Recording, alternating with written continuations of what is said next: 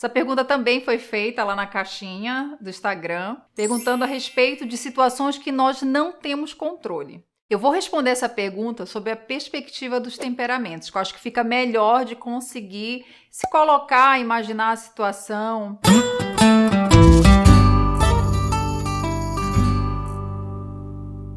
A nossa tendência natural do ser humano é a gente focar no que não está bom, naquilo que nos limita, naquilo que a gente não gostaria que fosse do jeito que é. Então, por exemplo, quem tem o temperamento sanguíneo, inclusive o café da semana passada foi com esse tema, focado no sanguíneo, então se você não assistiu, tá aqui no card, você depois assiste, que tem bem direcionado para o sanguíneo. Mas voltando nessa perspectiva do sanguíneo, o sanguíneo ele tem a dificuldade de distração, né? Então, quando ele não tem controle de uma situação, o que ele deve focar? Geralmente a tendência, quando a gente tem muitas distrações, por exemplo, isso vale para qualquer temperamento. Quando a gente está muito cansado, quando a gente está muito sobrecarregado, a tendência é que nós fiquemos mais dispersos, é que a gente tenha menos energia, a gente fique mais irritado. Por isso que eu digo, independente do temperamento. Então, se é o sanguíneo, vai ficar mais distraído ainda, vai buscar mais ainda outros focos de atenção para se distrair, sabe? Válvulas de escape. Então, assim, esse é um aspecto que tira, que desestabiliza, que tira o controle. No caso do colérico, vai ficar muito mais irritado ainda, vai ficar muito mais sem paciência. Esse é um outro aspecto, colocando só os aspectos negativos.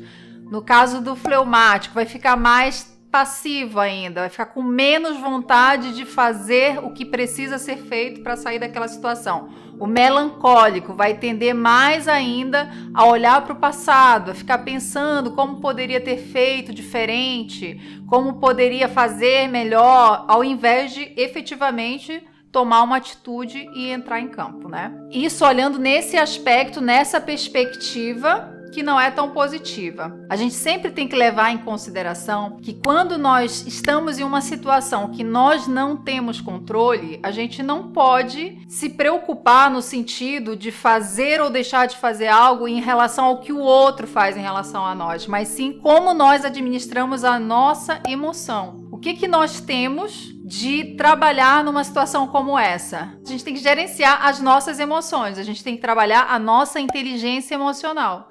Também tem vários vídeos aqui no canal que eu falo sobre esse tema de inteligência emocional e como que a gente deve trabalhar. Então, nessa perspectiva de focar no ponto forte, no aspecto positivo, como que você pode trabalhar quando você não tem controle de determinada situação, focando no que você tem de melhor. Então, no caso do sanguíneo, o sanguíneo, ele consegue ver o aspecto positivo da vida, por exemplo, com mais facilidade em relação aos outros temperamentos. O sanguíneo, ele tem essa facilidade, é como se tivesse uma lente colorida para ver as coisas. E isso, às vezes, até acaba dispersando ele, mas em situações que, às vezes, fogem do controle, o que ele pode fazer nessa perspectiva?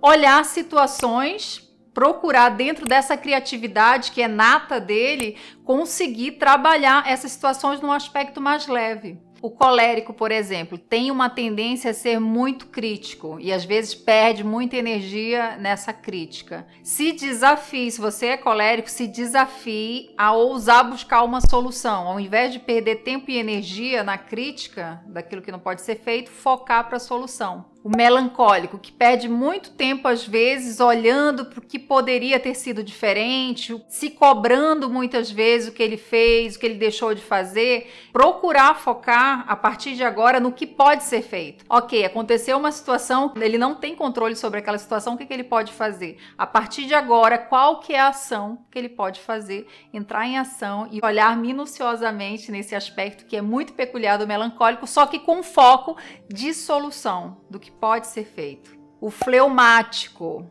sair, fazer um movimento para o amplo, ao invés de ficar parado naquela situação, evitando problemas, é muito típico do fleumático evitar problemas. O fleumático, ele não gosta, ninguém gosta, né, na realidade. Às vezes eu recebo muita mensagem aqui falando, eu acho que eu sou fleumático, ou pessoas mesmo que eu atendo que se consideram fleumáticas, e quando a gente vai fazer um trabalho mais direcionado, a gente vê que a pessoa não é fleumática, mas ela se considera fleumática porque às vezes ela está numa fase da vida que ela está mais passiva, ela está mais indisposta para empreender, para fazer para entrar com garra em alguns projetos e, na realidade, essa falta de ação não tem a ver necessariamente com o temperamento, mas tem a ver com uma fase de vida. Mas para quem é tipicamente fleumático e às vezes deixa de agir ou de resolver determinada situação devido a não querer se envolver em problemas, procure fazer esse movimento para o amplo.